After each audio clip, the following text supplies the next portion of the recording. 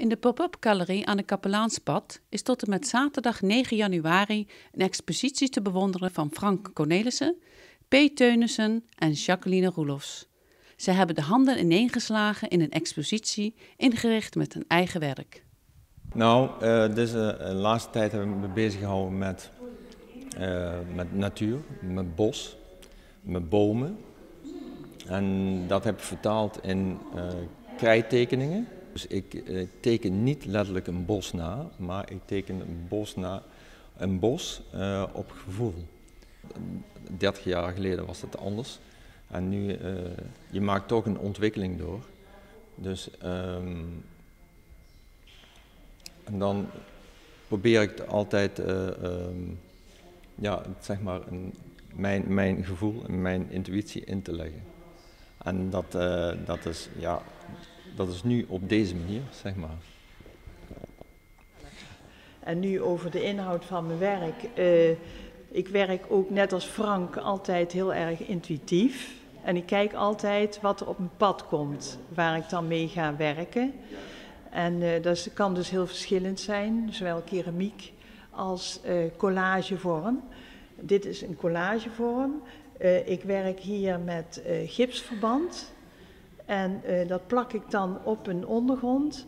En dan ga ik daarna aan de slag met verf. En ik heb eigenlijk deze serie gemaakt en deze serie heet Ieder draagt zijn kruis. Omdat in de wereld zoveel mensen zoveel verdriet hebben en zoveel dingen meemaken.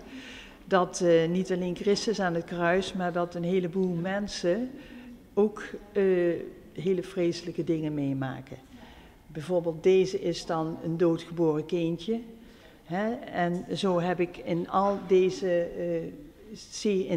deze serie elke keer een ander onderwerp aangepakt. En waar komt ooit jouw inspiratie?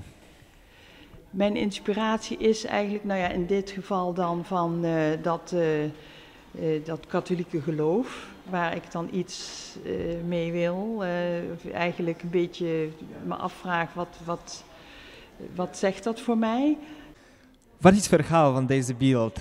Ja, nou, ik heb met een vriendin samen in Treptow gewerkt in Duitsland, Oost-Duitsland. En dat was in een oude kazerne. En omdat ik altijd intuïtief werk, ging ik rondkijken. En toen zag ik van alles in die kazerne liggen.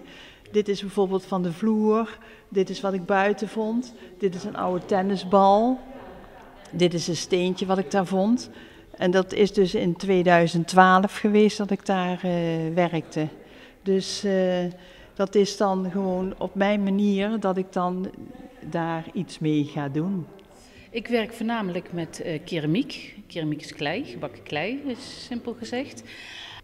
En ik merk gewoon dat ik dat het prettigste materiaal vind om mee te werken. En ja, dat al de beelden die ik hier gemaakt heb, zijn ook gewoon van keramiek gemaakt. Dus, en het is, dat kun je bij deze dan een beetje zien. Deze heb ik, dat is gewoon witte klei. En die kleur ik met pigmenten, dat zijn kleurstoffen. En daarna ga ik er nog met een hele transparante laag glazuur overheen, zodat je het er niet af kunt vegen. Dus, ja. Ik ben eerst met een religieuze serie bezig geweest, eigenlijk min of meer religieuze serie. Er staan er hier nog een paar van. Dus daar ben ik eigenlijk mee begonnen. Voor de rest heb ik ook nog dat grote liggende beeld. Dat is Requiem for Sleeping Beauty.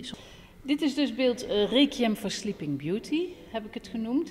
En Requiem wil zeggen dat het vaak met de dood te maken heeft. En ik ben hiermee bezig gegaan omdat ik geïnspireerd was door het beeld van Piet Hein in de grote kerk in Delft. Alleen, ja, dan vind ik het toch wel weer leuk om een beetje niet te zwaarmoedig bezig te zijn. Heb ik er een Sleeping Beauty van gemaakt. Ze heeft dus ook roosjes. Dus met haar, ze kan wakker gekust worden. Eigenlijk, dat is dus een beetje het grapje eraan. Ze ligt er eigenlijk voor dood, maar ze kan wakker gekust worden.